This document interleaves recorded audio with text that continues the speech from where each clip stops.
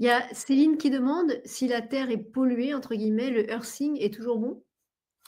Eh bien, ça dépend à quel point elle est polluée. Et ça, justement, il faut le mesurer. Et Joël Rassia a créé un mesureur d'électricité sale de terre.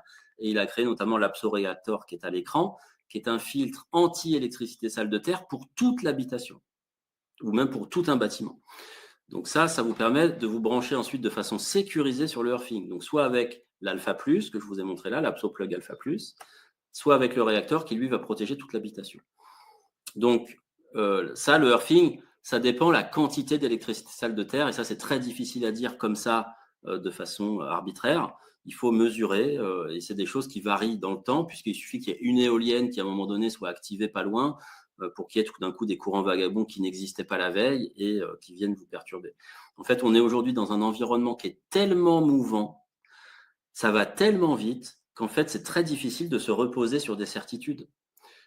D'où l'importance de devenir électroconscient, de se munir de certaines technologies, de mesures qui sont vraiment efficientes et de mesures de protection comme celles que je vous présente. Donc ces technologies n'émettent pas de champ magnétique comme on a constaté que ça en émettait sur d'autres techniques. C'est pour ça qu'on a abandonné notamment les matériels de chez Polier qui émettent du champ magnétique. Voilà, enfin, et c'est pour nous la seule technologie qui neutralise l'électricité sale de terre.